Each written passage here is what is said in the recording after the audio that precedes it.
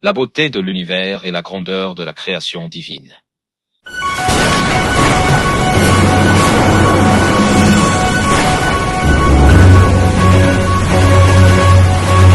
L'univers, un mot qui résume tout ce qui existe. De la plus petite particule flottant dans l'espace à la plus immense galaxie perdue dans l'infini. Il est autour de nous, au-dessus de nous, en nous, et pourtant il demeure un mystère insondable. Contempler l'univers, c'est contempler l'infini, l'éternité.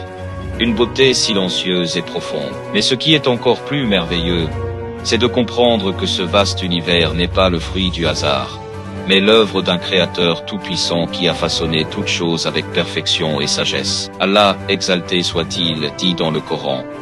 En vérité, dans la création des cieux et de la terre, et dans l'alternance de la nuit et du jour, il y a des signes pour les doués d'intelligence. Sourate Al-Imran.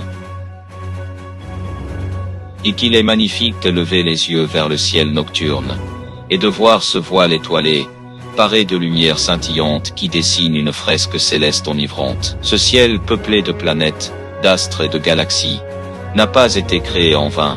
C'est un signe éclatant de la grandeur du Créateur. Chaque point lumineux que nos yeux perçoivent est peut-être une étoile dont la lumière voyage depuis des millions d'années avant d'atteindre notre regard. Ce que nous voyons, ce n'est pas seulement de la lumière, c'est un fragment du passé, un souvenir suspendu dans le vide, un témoignage du pouvoir divin sur le temps et l'espace.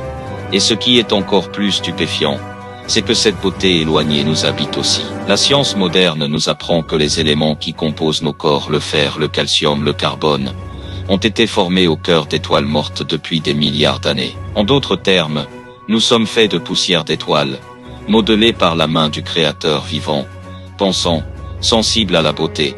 N'est-ce pas là une vérité qui nous pousse à la méditation et à l'humilité? Savoir que nous faisons partie d'une création si vaste, et que malgré notre petitesse apparente, nous avons été honorés par Allah, par la raison, par la conscience, par la capacité de le connaître et de réfléchir à ces signes. Et en vous-même, n'observez-vous donc pas? Sourate Ad-Dariyah.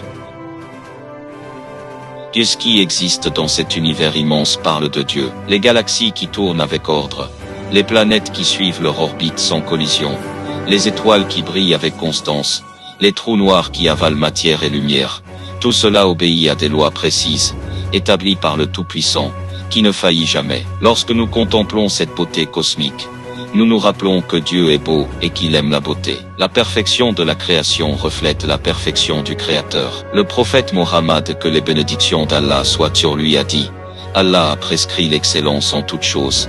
Rapporté par Muslim. La beauté de l'univers ne se limite pas à ce que l'on voit, elle réside aussi dans l'ordre, dans l'équilibre parfait entre les forces physiques. Ce lien subtil entre gravité et expansion, entre chaos et harmonie, témoigne d'un dessein réfléchi et d'une maîtrise absolue. Nulle part le hasard n'a place. Même le silence de l'espace est chargé de sens. Aucun son ne se propage dans le vide. Et pourtant, les planètes tournent, les étoiles explosent, les galaxies dansent dans un calme majestueux. Ce silence n'est pas vide.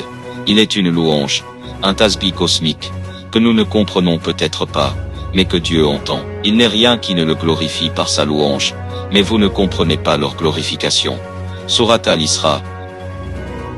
Quel univers magnifique, qui glorifie Dieu de jour comme de nuit, en silence et en splendeur. Et nous, en tant qu'êtres humains, nous sommes appelés à méditer, à réfléchir, à voir dans tout cela des signes qui élèvent notre foi et notre conscience.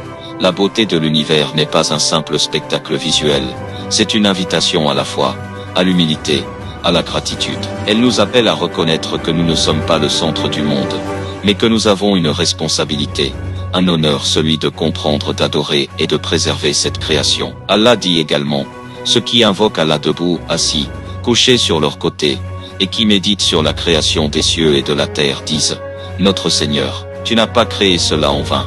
Gloire à toi. Garde-nous du châtiment du feu. Sourate Al-Imran.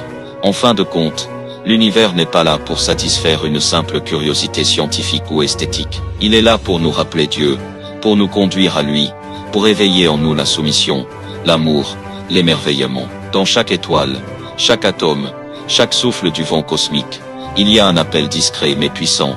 Contemple, réfléchis, et glorifie ton Seigneur qui a tout créé dans une beauté parfaite.